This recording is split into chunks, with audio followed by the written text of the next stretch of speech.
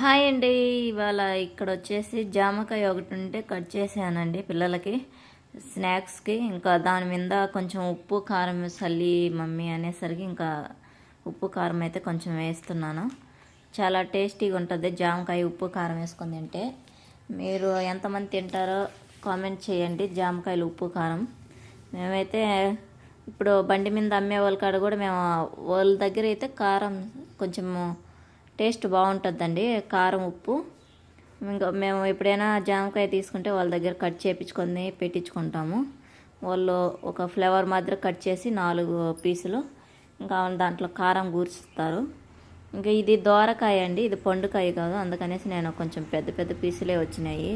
అంటే శాక్ కూడా తెగలే, అంత స్ట్రాంగ్గా ఉంది. ఇంకా మేము కట్ చేసుకొని అయితే తింటున్నాం. చాలా బాగుంది. ఇంకా మా చిన్న పాపకు వద్దంట, కారం ఎక్కువ అయిందని. ఓకేనండి, ఈ వీడియో నచ్చితే లైక్ అండ్